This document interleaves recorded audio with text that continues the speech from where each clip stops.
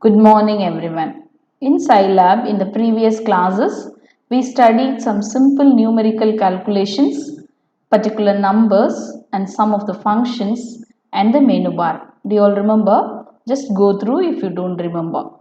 Okay. Today, we are going to study about some of the elements of Scilab and how to create a variable, real variables, and how can you name the variables and how can you give the comments, and if the code is going to be more than one line, how you are going to give it, and some of the mathematical variables and booleans. These are the things we are going to study today.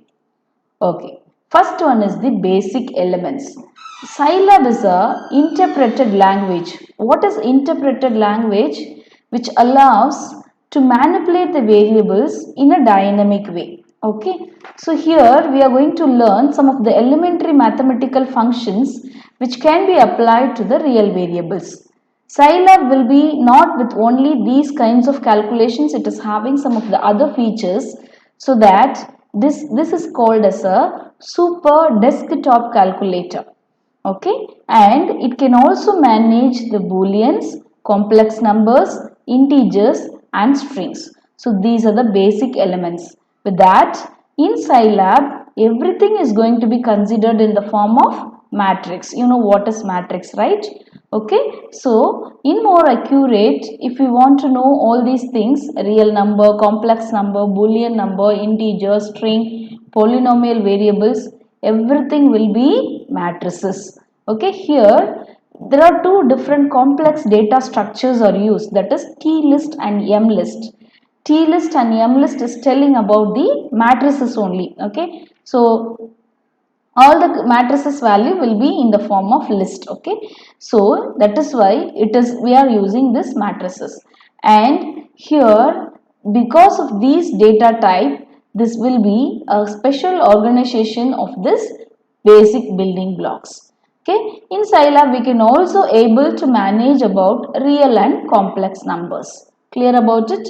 So these are the informations about basic elements. Okay, now we will move on to the next topic, which is called as variables. How can you create variables? In Scilab, how can you create it is not necessary that you have to declare a variable before using it. In C and all, we have to declare a variable. C and C++ programming languages and all, we have to declare a variable, then only we can able to use it. But in Scilab, it is not necessary that you have to declare a variable. So it can be created at the moment where they are first set. Okay, they will be set over there. Here, equal to operator means we want to set the variable on the left hand side and the associated value of that variable will be on the right hand side. Okay, so when you are using double equal, it is the meaning of comparison operator. Okay, so here you can look at the code, a small piece of code which is telling x equal to 1. What are we doing here? We are assigning the value 1 to the variable x, so that only it is defined as x equal to 1. And in the same way, you can also do this kinds of expression, x equal to x into 2. Already there is a value of 1 is there in x, so 1 into 2 equal to 2. 2 is the answer. Clear about it? So this value will be displayed when you execute this kind of statement. Okay, next, all the common algebraic operations are also allowed. For example, addition, subtraction, multiplication, division, and right division, left division, like this, x by y equal to x power minus 1. Like this you can apply it. Okay, power, that means exponent, and double power and transpose conjugate, all these things are applied, can be applied in this Scilab. The next topic is about variable name. Okay, so already we have studied what is a variable. Variable is a identifier which is going to hold some kinds of informations. Here also you can use the variable, it can contain only 24 characters. Okay, so you can either use A to Z, small a to Z, or capital A to Z, or 0 to 9, and the additional letters also you can use it. and it is a case sensitive. Already I have told you that case sensitive is nothing but if you have declared a variable with a high uppercase, it should be used only as uppercase. If it is going to be a smaller case, it should be a smaller case. So that is called as the case sensitive. So here you can see capital A equal to 2. So when you give capital A, the value will be 2. Small a equal to 1. When you give small a, the value equal to 1. So like this, capital A means 2, small a means 1. So can you identify it? If you declare a variable with the uppercase, it will be the value of 2. If it is going to be a smaller case, it will be a value with 1. Clear? Okay. Next one is the comments and continuation lines. Comments already you know that we have studied in C and C++. If the particular line wants to be ignored by the compiler, it has to be given as a comment. See, when we write the program and all, we want to identify what is the use of the program means, we will be giving in the comment line on the top. Do you all remember?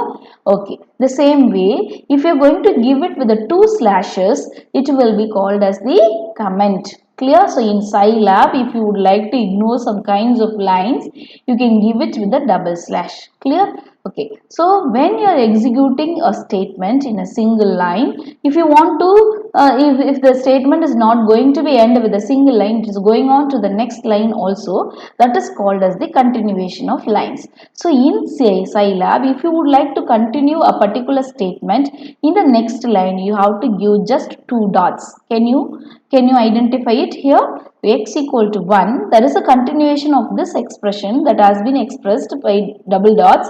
Next it has been continued that plus 2. Again it is not finished, so that again double dot, it is ending with plus 3, like that it can be going on. Okay, so this is known as continuation of lines. Next is the elementary mathematical functions. What is this elementary mathematical functions? Trigonometry functions and all you have studied. All these functions can be applied in this Scilab. A cos, if you give a cos with a variable, you can get the value of it. Okay, like that. Some mathematical elementary functions like expression, log value, like that, sine value, square root, all those things you can identify, minimum, maximum, all those things you can identify by using this Scilab. So these are all the mathematical functions. So some of the functions, already we have studied there, some of the trigonometry functions. So how those values can be used as an expression we are going to see here. So here you can see that the functions are vectorized, okay, with their input and the output arguments. So this allowed to compute the data with a higher performance without any loop. Okay, it is having some built-in functions, through that it is going to calculate the value of it. For example, we use cos and sine functions and check the equality of cos x squared plus sine x squared equal to 1. So what is the formula? Cos x squared plus sine x squared equal to 1. That is the formula we studied, we remember in our mind. So how this Scilab is going to calculate it? First we are finding the value of cos x squared, that is in the first line, that is minus 0.416, and we are finding the value of y squared, that is sine y squared, okay, sine x squared, and we have taken another variable. So we are adding both the things over here, we are getting the result over here. Clear about it? So this is called as the what? Elementary mathematical functions. Okay.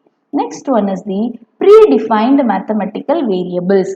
Already we have studied predefined functions. The same way we are having predefined mathematical variables. In mathematics we will be having the value of pi in Euler's constant, imaginary number. For these things, we will be having some special values. So, all those things can be identified. So, several mathematical variables are predefined with the percentage character. Okay, percentage I means imaginary number. This we have done it in the previous class example. Okay, just you take the notebook and check it out whether we have written this or not. Okay, and then with that we are having some other comparison operators also, and logical or, logical not, equivalent means comparison, and not equal to, greater than, lesser than, everything can be done through this Scilab mathematical functions. Next one is the Boolean. Boolean means what? true or false. So this boolean variable can store either true or false values. In Scilab, true means it can be written as percentage %t. அதாவது to check whether the variable is having true value or false value, you can use this percentage %t, or you can use this also, capital T also. The same way false. So these operators return boolean values, and also these operators will take input as a basic data types, that is real and complex numbers, integers and strings. For example, a equal to percentage of t means what? We are assigning the true value to the variable a. B equal to t, and then b equal to, we are assigning that b equal to 0 equal to 1. That means 0 is equal to 1. It is true or false? False. So b will be having the value of false. So what are we doing here? We are assigning the value to b. So now a equal to f. A and b. In a we are having the value of t. In b we are having the value of f. A true and false will be false. So that is the answer here. Okay. So these are the things we studied. So what are the things? Basic elements, creating real variables, variable name, comments and continuation lines, predefined mathematical variables, booleans. So with this we will finish our class today. The remaining we will study in the next class. Thank you for watching.